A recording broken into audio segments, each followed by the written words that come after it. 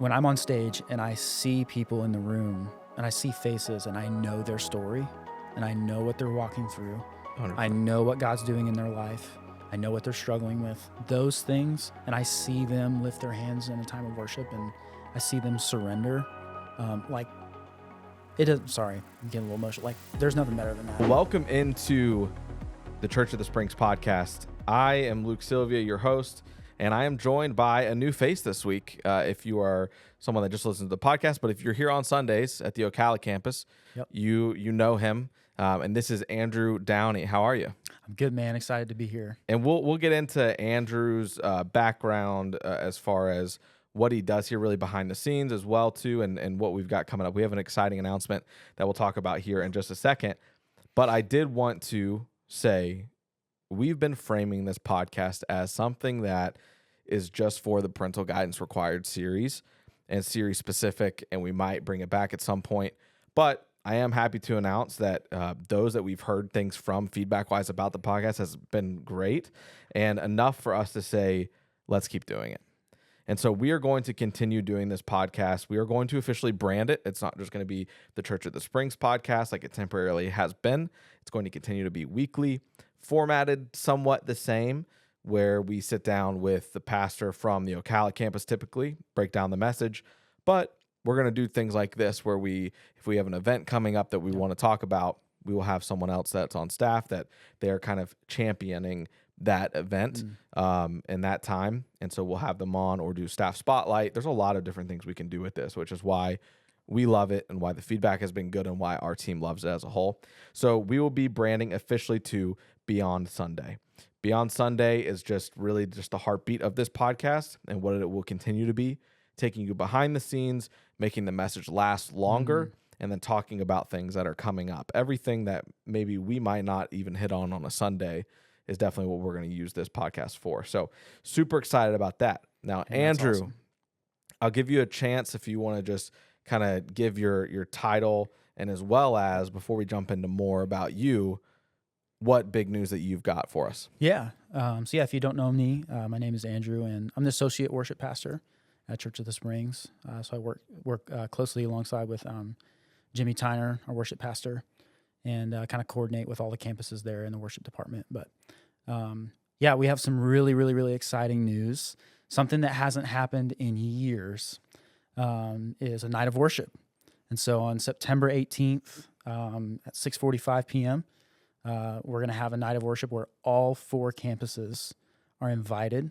And man, it's just going to be an incredible time. It's been 7 years. It's been 7 years since we've done a night like that together.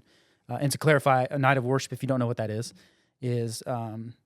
a time where our worship team and our production teams comes together and puts on a night for all of our campuses to experience a time of worship for longer than just a few songs. Because, Right. Sunday, there's a lot that happens on a Sunday. We really prioritize the message, kids ministry, and some other moments that happen on a Sunday morning. But this night is specifically to connect with God in the form of song and music.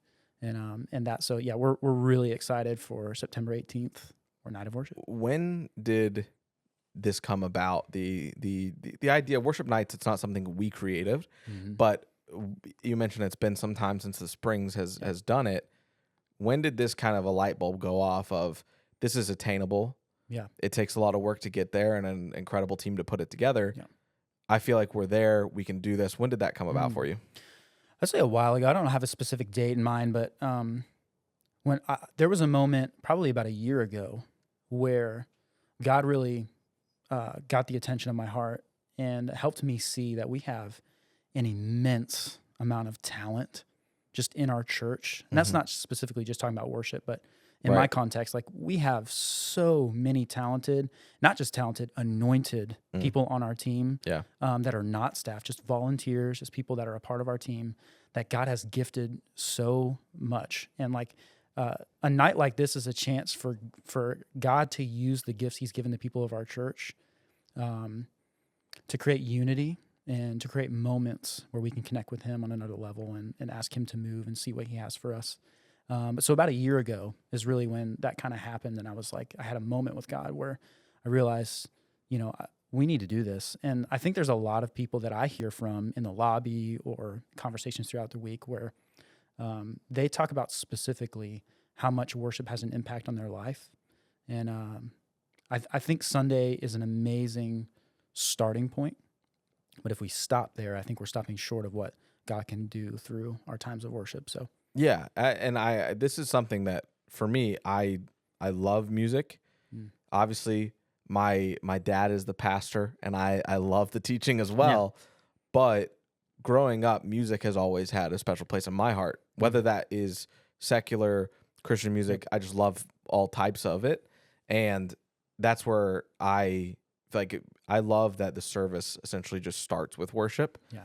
Because it's obviously that's something that's done everywhere, right? A lot of churches start with their worship, but it's for a reason, and it sets the tone, and you are able to kind of dictate the feeling in the room by the songs that we're doing, and that's the type of stuff that you love to like even nerd out about. Yes. Of the flow of the service and things that people don't necessarily know go into the planning of this, and they nobody knows, and they shouldn't. But like we have weekly meetings about the flow of the service, and that it all starts with your team and the worship team at all of our campuses.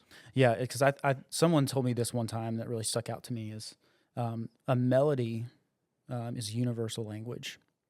So, despite what language you're singing in, melody can pierce any heart at any time. Music can pierce any heart at any time. A message, we're coming with our own pain, our own history, our own experiences. And we're going to take a second to make sure we're going to choose to engage with what the speaker is offering. Yeah. But when it comes to music, which is huge in our culture, right? Anyways, music is really kind of the only thing that can, enter a person's heart and mind without permission, really. And that's not to be manipulative, but it's the truth. God created music, and it's something that's, even if you're not a musician, there's something about music that everyone connects to. And so it's so important as a church for us to prioritize worship. And that's why we really start with it. It's because we feel like that's a great way to unify everybody. And you talk about that's why we start with it. Can you talk about maybe a little further in the heartbeat of the why we're doing worship nights and this worship night, and why it will hopefully become something that we just kind of are able to do regularly? So there's a couple things I'll say there. But I'll start with this.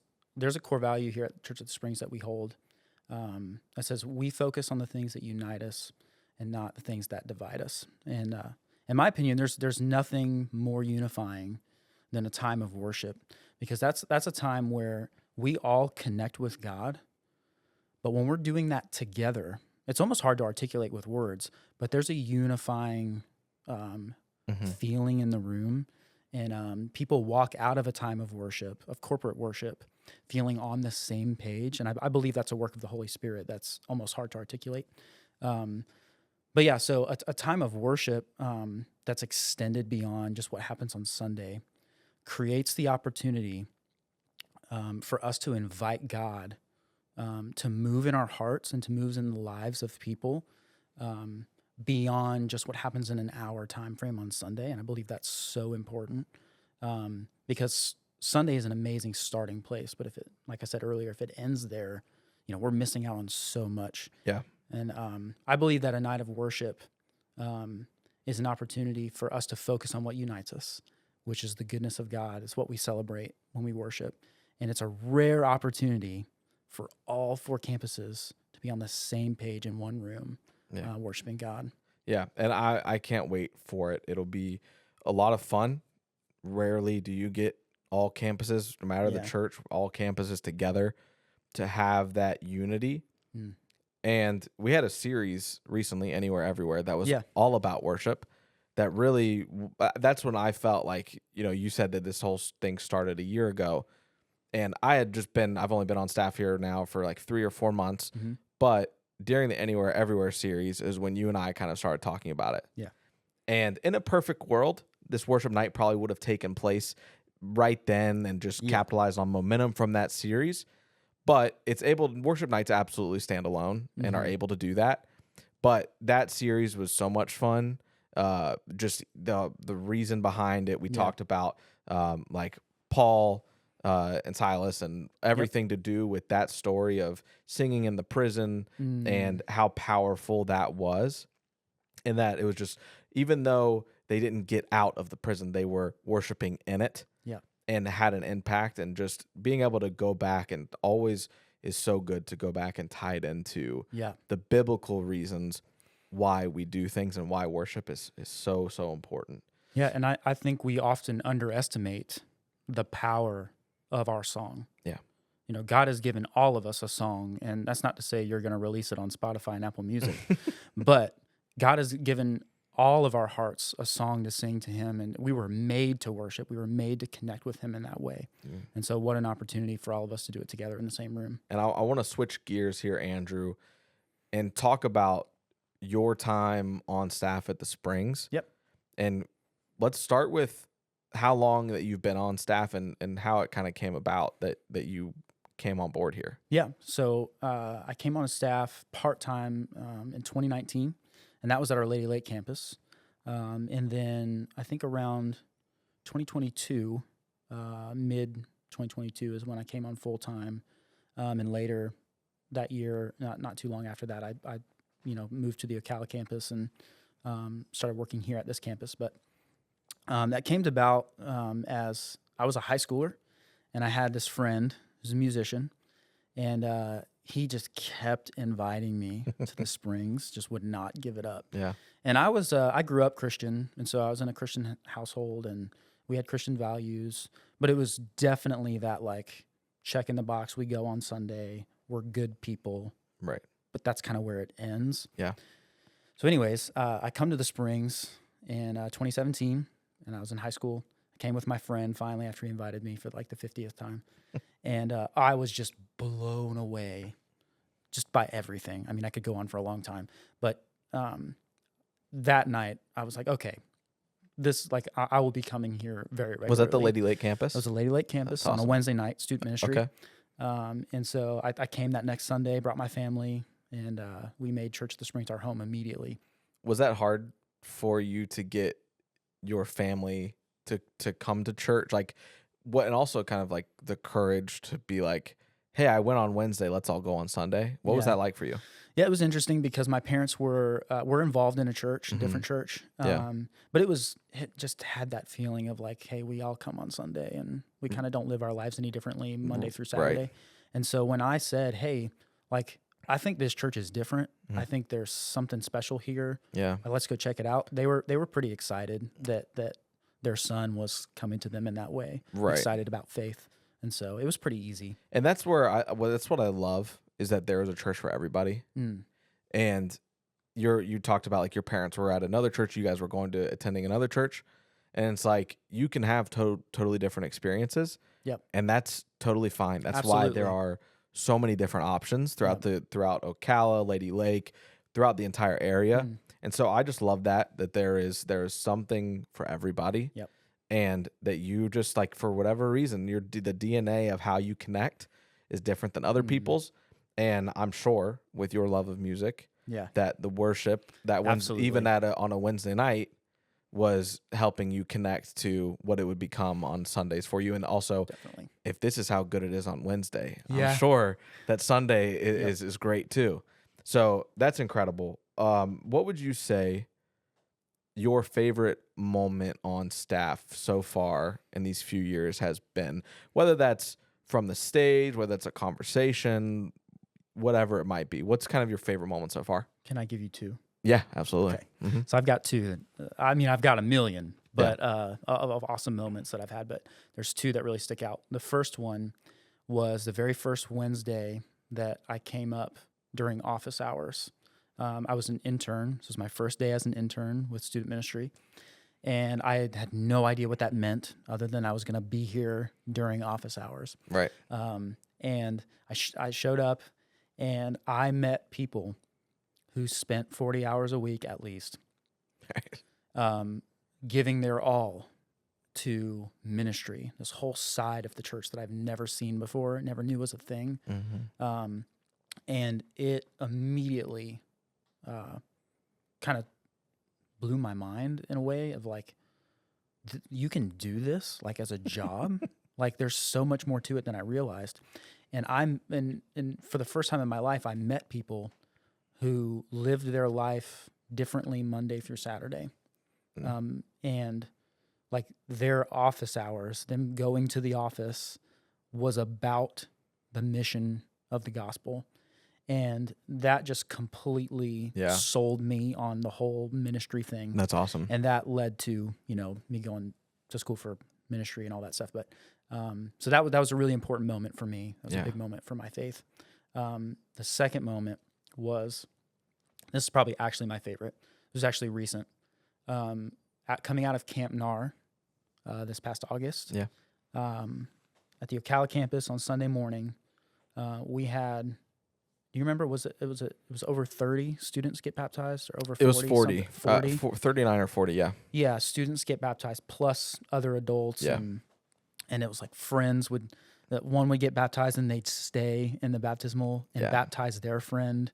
And there's just really powerful stuff happening. We had some people who were huge in my life in previous years come back for camp, and they were here with us on Sunday morning.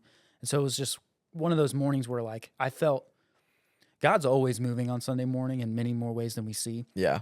But this was one of the Sundays where I could actually see it in so many different ways. Crazy conversations in the lobby of Life Change, countless students getting baptized and getting saved, me getting to spend time with some people that I haven't got to spend time with in years. It was just one of those moments where I felt like every time I turned my head, there was another story of God's movement. And that Sunday informed every other Sunday for me after that. I realized the only difference between this Sunday and any other normal Sunday is that this is the Sunday I'm seeing it.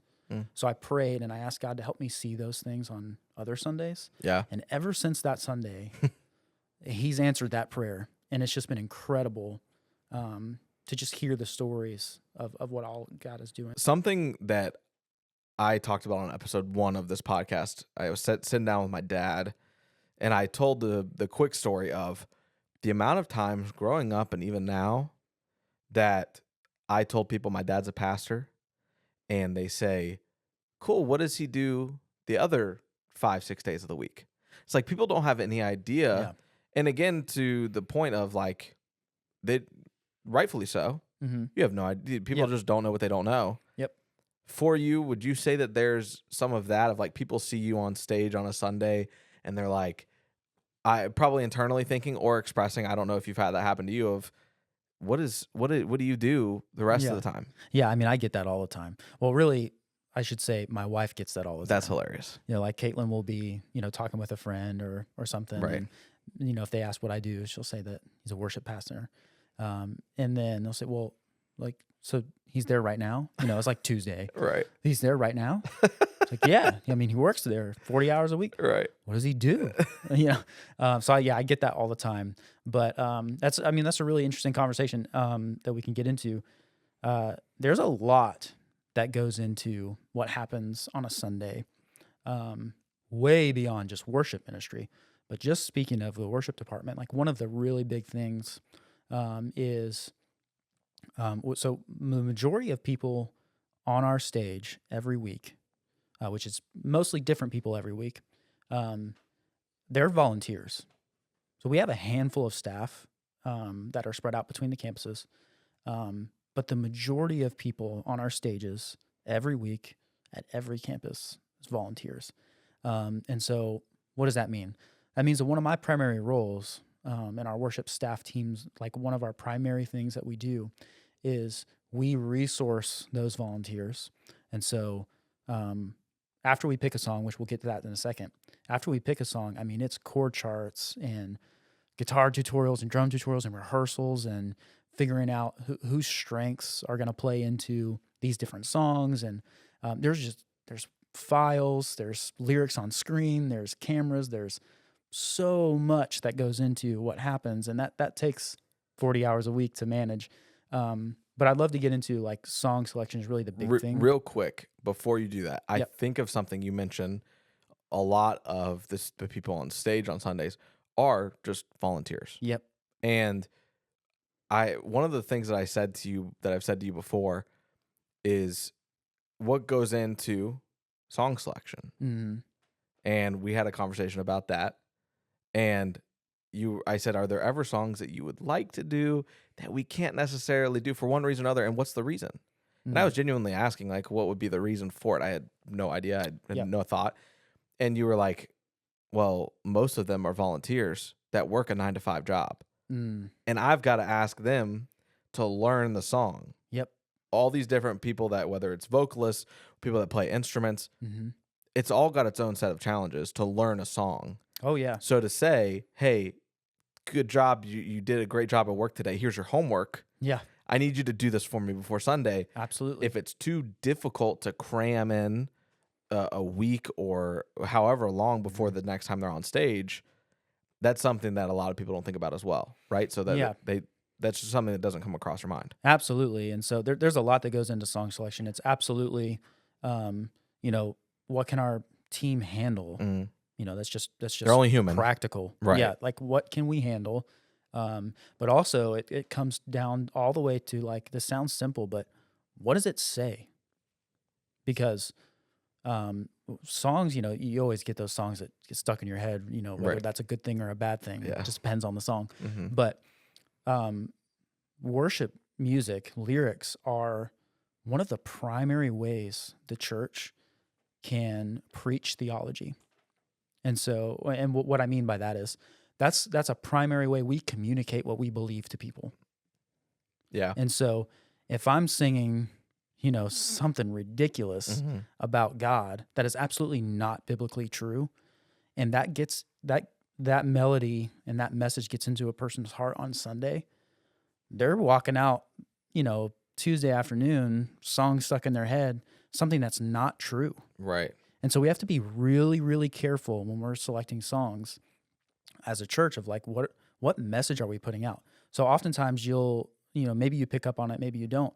When we're in certain message series or we're focusing in a certain direction as a church, we're going to be singing songs that speak into those topics and what the Bible has to say about those things and what God has to say about those things, how we can respond to God's truth and grace within that topic of conversation.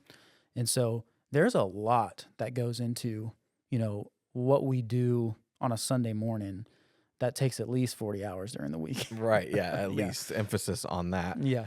And yeah, it's interesting you say that, right? Like that's how we preach theology of really like what our beliefs are, right? Yep. Every church has a what we believe page, and Yep. we want to make sure that those are in line. It's interesting you say that. Like I'm not going to say the artist of the song or anything like that, but there are songs that like I'll be scrolling through on Instagram and it'll be basically taking shots at an artist who did a song that they're like, this isn't biblical. Yeah. That's not at all how that's communicated in the Bible. And it's like, yeah, you have to kind of guard your heart of like, which is just another level, right? Like we guard our heart all the time from secular music. Mm-hmm. But I would venture to say that as long as it says Christian on the genre, we're like, I can listen to it and that can be the meditation on my heart. Mm. And like that's for the most part, a lot of Christian Yeah. worship is safe to kind of being in the guidelines. Mm. But it's all kind of to your theology, what you believe, what your church believes, whatever it might be.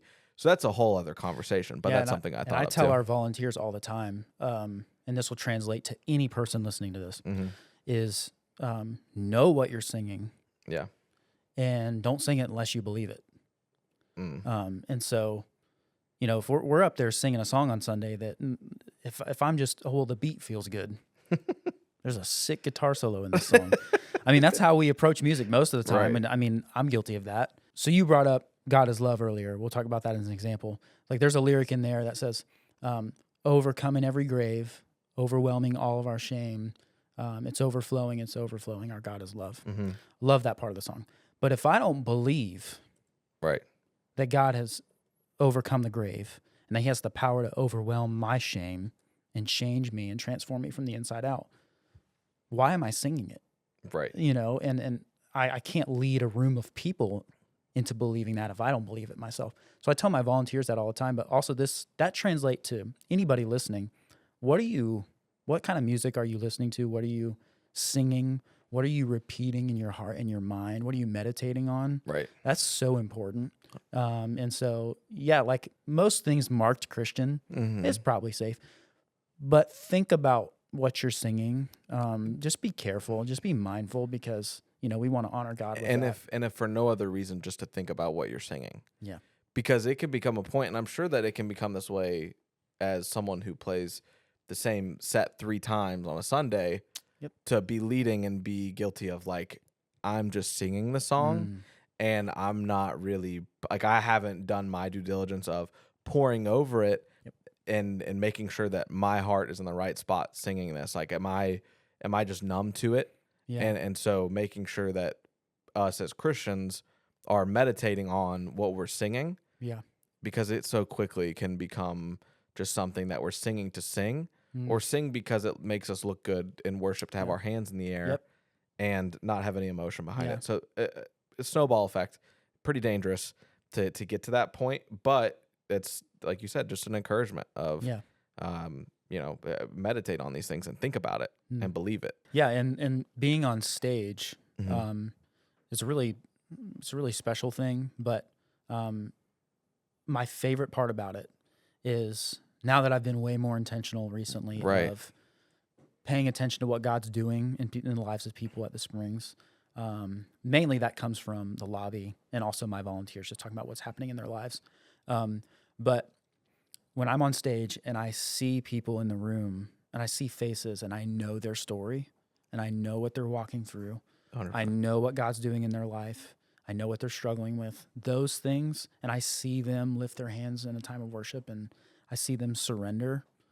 Like, it is, sorry, I'm getting a little emotional. Like, there's nothing better than that. No. Like, as a worship leader, that's why I'm up there. Yeah. Is to just help create that environment where people can experience a close moment with God. And I'm thankful for you and your leadership to do that and to recognize the magnitude, right?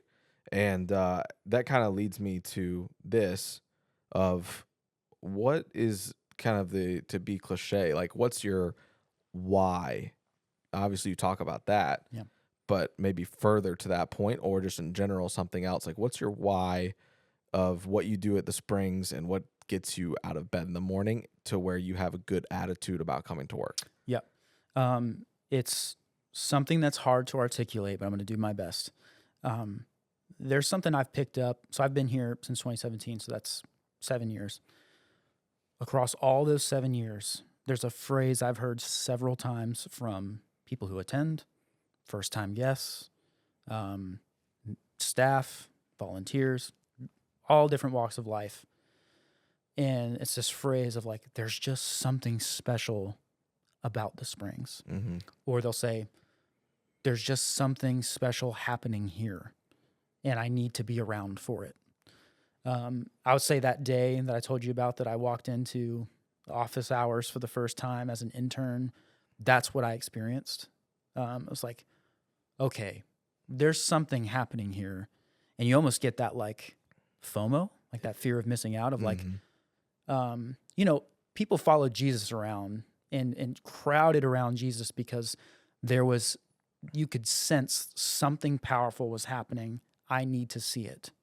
And that's kind of my whole outlook on ministry.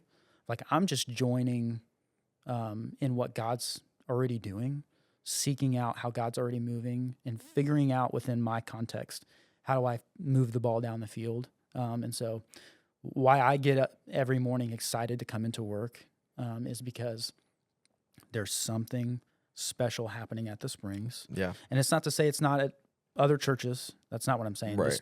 There's something about the Springs for me Yeah. God has called me to, and I need to see it through. Like, it's on me. I feel it in my spirit, in my heart, that I need to be here and see what God's doing. Yeah, and that's the beautiful thing too about the church, right? That there are staff members across the world who wake up thinking that. Yep. And that is special because we're all working toward the same thing. And it's like it reminds me of, like, Zacchaeus knowing Jesus was in town. And he's like, I just need to see him. Yep. I need to be a part of this. despite my past and what I've done, and I just need to get a glimpse. Yeah. And so then that story takes a turn for Zacchaeus, obviously, Yeah. where Jesus comes straight for him, calls him by name, Yep. and says, "I'm coming to your house for dinner." Yeah. Like, Jesus will do that. yeah, exactly. And that's the point, right? It's all about attitude. And if you're just there, he'll meet you. Yep. Right? If you are where he is and where you think he is, Yep. he'll come to you and make it easier. And that's my favorite part about worship ministry Mm-hmm. and our times of worship on Sundays and Wednesday nights for students and Yeah. special events like nights of worship and Right. stuff. It's like that's where that's an easy way for us to fix our attitude, to fix our eyes, and to focus on, okay, we're going to block out the craziness of the world and everything going on right now, whatever pressures I'm feeling. And I'm just going to look to God's goodness and his grace for me and what he's done.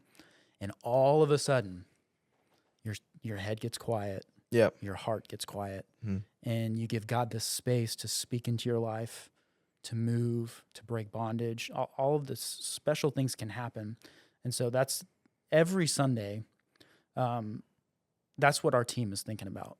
Yeah. You know, we're of course it's fun. I love playing guitar. I love singing. Yeah. Love playing drum. You know, all Right. the things.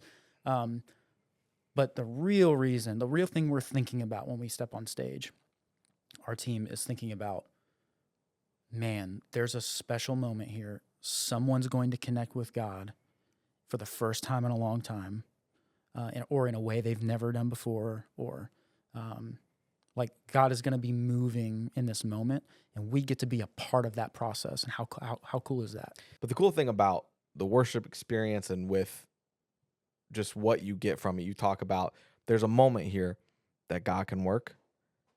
And the crazy part is there are multiple moments for different people. Yep. They hear different things. Absolutely. I think about a conversation you and I had probably like a month or two ago. We started doing the song God is Love. Mm-hmm. And we were talking about the different parts of the song. And I was doing stuff for social media and like, I'm going to use this clip. Yeah. And you and I had differing opinions on the powerful parts of that song. Yes. And that for me is like something I think about when I think about there's a certain moment, there's a certain thing in worship where it can speak to anybody and everybody, no matter what part of the song. Yep. And so for whatever, like, well, not for whatever reason, I know the reason, but that part of the song spoke to me. And I remember you being like, yeah, like that's it for you. Yep. And then this part is like kind of where I like my vantage point or my perspective. And like that was just so awesome to be able to see that. Mm-hmm. And man, I can't put into words just how awesome it is to think about that, all those different moments in the song that can mean so much. Now, as we do wrap up Parental Guidance Required, we just had week 5 with Tim Selleck, who did an incredible job this past weekend. I wanted to talk about maybe for us personally, what resonated with us. Yeah. What message was it for you that, because there's not a wrong answer. All Right. these messages hit home because they were all so practical. But for you and maybe your stage of parenting, you and I are in similar stages, right? And so for you, what was maybe what you needed most and what you resonated with most? Yeah. So for those listening that don't know, I have a 2-year-old daughter named Savannah. She's absolutely beautiful. Love her to death. And then so excited. We actually have another little girl on the way. Yeah. We're about halfway through. So Incredible.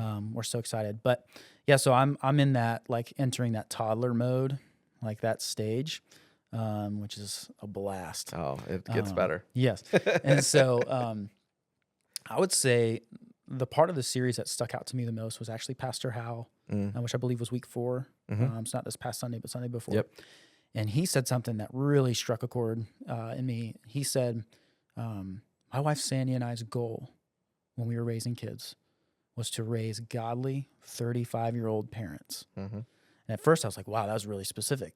That's odd. Right. But when I thought about it and he explained it, he helped me see that what Caitlin and I do in our home day to day absolutely already at the age of 2 impacts Savannah's world and what she sees and believes. And so we can take this wonderful opportunity as parents, even at her age of 2 years old, to help her start to understand what a godly adult life looks like. Right.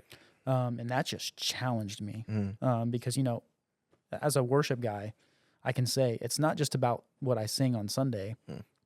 It's about how I live my life with my wife and my daughter at home. How do I worship God in that context? And so if my goal, it's Hal said it's parenting with the end goal in mind. And so what am I doing to help Savannah at 2 years old get to a godly adult? Yeah. And so that's just challenged me to how do I better use my morning routine, my bedtime routine with my daughter, Mm-hmm. my Saturday and Sunday with my daughter. How do I take advantage of that time? And something that my wife Lauren and I talk about is like, in the same vein, what do they see? Mm. And I think about growing up, I distinctly remember, like, if you ask me, Luke, what's something that you can tell me about your mornings? I remember waking up, my mom being at the dining table with her Bible open, writing, journaling her prayers and everything. And that was like looking back, like how important that was. Because it's like, it gives me a frame of reference of like, oh, I want it to be that way. And Lauren and I have talked about that. Like, are we putting ourselves in the position where our kids can see us and say, that's the blueprint, right? Because you learn from your parents one way or another. Yeah. You learn, I don't really want to be like that, or I don't want to do that thing, or you learn, I want to be like my parents. I want to have the marriage they have. You talk about raising a godly 35-year-old parent. And what are you doing? How are you modeling your life? Well, something that Tim talked about even in his message, the thing I do love is that a lot of these messages are interwoven. You can talk about them all in the same conversation, and they're valid points. Yeah. Tim talked about the importance of putting you and your spouse on the same level, being tied together, and your kid, it is important for your kid to see that mommy and daddy love each other and they are the team and they are helping me grow. But one day I am going to marry someone that I can have that, and then my kids will be like I am now, where it's like mommy and daddy are a team. And that got communicated to me on so many levels as a kid. And just like certain verbiage of things that my parents would say. If I talked bad to my mom, if I talked back to my mom, I'll never forget my dad looking at me and say, "You're not going to talk to my wife that way." And I was like, whoa, hey, I thought we were all on the same team. But turns out that is what they were modeling. Yeah. Of like, that's really good. There are lines you can cross. Yep. And one of them is talking badly to your mom.